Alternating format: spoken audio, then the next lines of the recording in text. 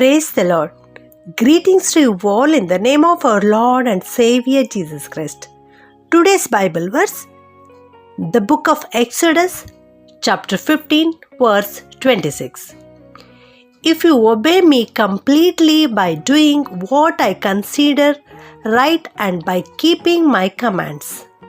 ವಿಮೋಚನಕಾಂಡ 15:26 ವಚನ.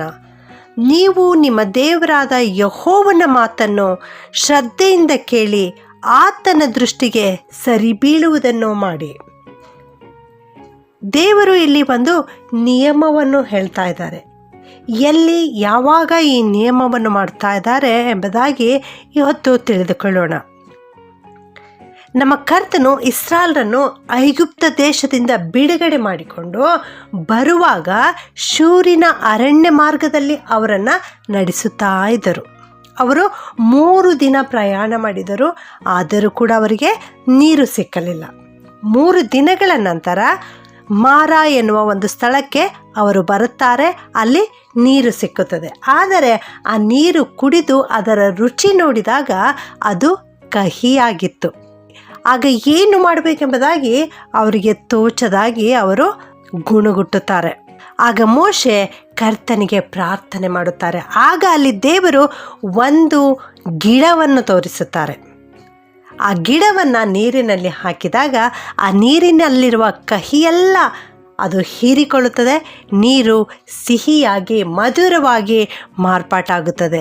ಆಗ ಇಸ್ರಾಯೇಲರೆಲ್ಲರೂ ಆ ನೀರನ್ನು ಕುಡಿದು ಆನಂದಿಸಿದರು. ಅಲ್ಲಿ ಆ ಸ್ಥಳದಲ್ಲಿ ದೇವರು ಒಂದು ನಿಯಮವನ್ನು ಮಾಡುತ್ತಾರೆ.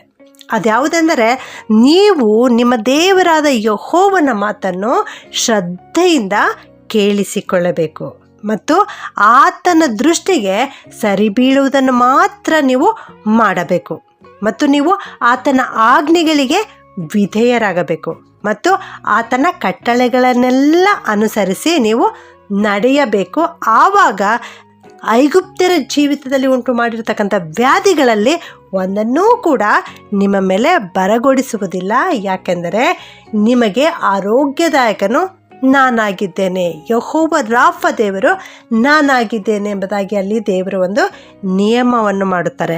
ಹೌದು, ಅಲ್ಲಿ ಆ ನೀರಿನಲ್ಲಿ ಹಾಕಲ್ಪಟ್ಟ ಆ ಒಂದು ಮರ, ಅಂದರೆ ಆ ಮರದ ಗಿಡದ ಹೆಸರನ್ನಲ್ಲಿ ತಿಳಿಸಲ್ಪಟ್ಟಿಲ್ಲ. ಒಂದು ಮರ ಎಂಬುದಾಗಿ ಅಲ್ಲಿ ತೋರಿಸುತ್ತಾ ಇದೆ.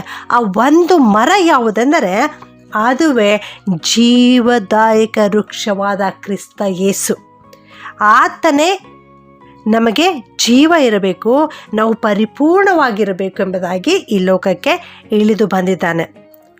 ಈ ಪ್ರಪಂಚದಲ್ಲಿ ತನ್ನ ಮಕ್ಕಳು ಅನುಭವಿಸುತ್ತಿರುವಂತಹ ಕಹಿಯನ್ನು ಆತನು ತೆಗೆದುಕೊಂಡಿದ್ದಾನೆ. ಕಲ್ವಾರಿ ಕ್ರೂಜೆಯಲ್ಲಿ ಆತನಿಗೆ ನೀರಡಿಕೆ ಆದಾಗ ಅಲ್ಲಿಯ ಜನರು ಆತನಿಗೆ ಹುಳಿ ರಸವನ್ನು ಕುಡಿಯಲಿಕ್ಕೆ ಕೊಟ್ಟರು. ಆ ಹುಳಿ ರಸ ಎಷ್ಟು ಹುಳಿಯಾಗಿತ್ತು, ಎಷ್ಟು ಕಹಿಯಾಗಿತ್ತು ಅಂದರೆ, ಇಲ್ಲಿರುವ ಆ ಮಾರಾಸ್ಥಳದಲ್ಲಿರುವ ನೀರು ಎಷ್ಟು ಕಹಿಯಾಗಿತ್ತೋ ಅದಕ್ಕಿಂತಲೂ ಹೆಚ್ಚಾದ ಕಹಿ ಅದಾಗಿತ್ತು.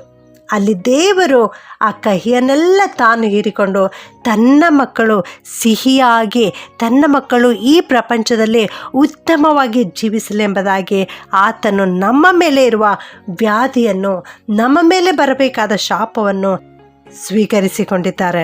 ನಾವು ಮಾಡಿದ ಪಾಪಕ್ಕೆ ಬರಬೇಕಾದ ದಂಡನೆಯೆಲ್ಲ ಆತನು ತಾನೇ ಹೊತ್ತುಕೊಂಡು ನಾವು ಸಿಹಿಯಾದ ಜೀವಿತವನ್ನು ಅನುಭವಿಸುವಂತೆ ಮಾಡಿದ್ದಾರೆ.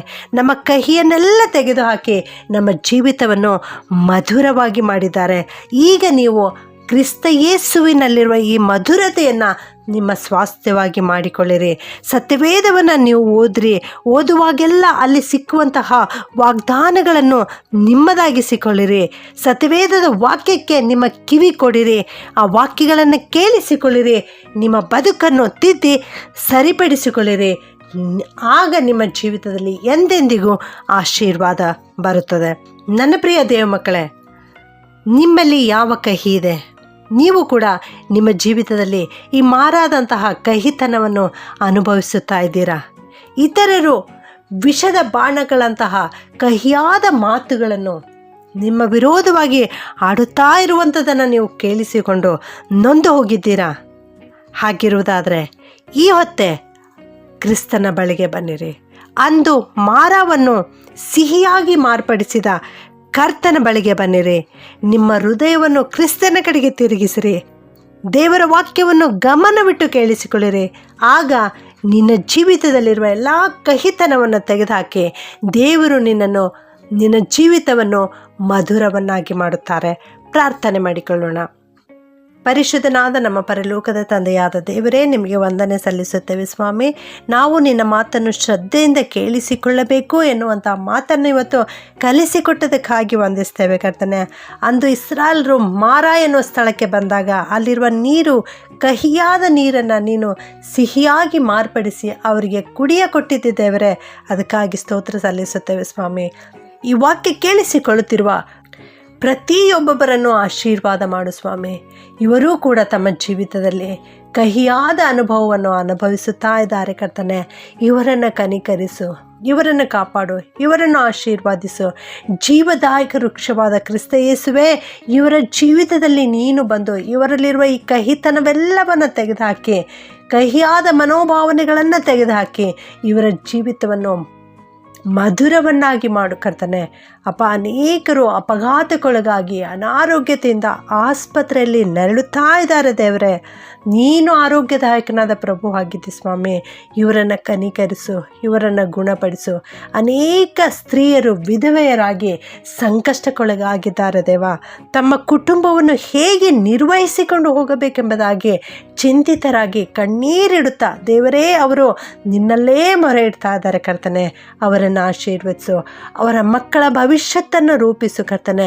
ಅವರು ತಮ್ಮ ಮಕ್ಕಳಿಗಾಗಿ ಚಿಂತಿತರಾಗಿದ್ದಾರೆ, ಮಕ್ಕಳ ಮದುವೆಗಾಗಿ ಚಿಂತಿತರಾಗಿದ್ದಾರೆ ಸ್ವಾಮಿ, ಮಕ್ಕಳ ಉದ್ಯೋಗಕ್ಕಾಗಿ ಚಿಂತಿತರಾಗಿದ್ದಾರೆ ಸ್ವಾಮಿ. ನೀನೇ ಇವರನ್ನು ಕನಿಕರಿಸು, ಇವರ ಹತ್ತಿರ ಬಾ, ಸಮಾಧಾನವನ್ನು ಅನುಗ್ರಹಿಸು. ಇವರ ಕುಟುಂಬಗಳಿಗೆ ಯಜಮಾನನು ನೀನಾಗಿದ್ದುಕೊಂಡು ದೇವರೇ ಇವರ ಮಕ್ಕಳ ಭವಿಷ್ಯತ್ತನ್ನು ರೂಪಿಸಬೇಕಾಗಿ ಯೇಸುವಿನ ನಾಮದಲ್ಲಿ ಪ್ರಾರ್ಥಿಸಿ ಬೇಡುತ್ತೇನೆ ತಂದೆಯೇ. ಆಮೆನ್.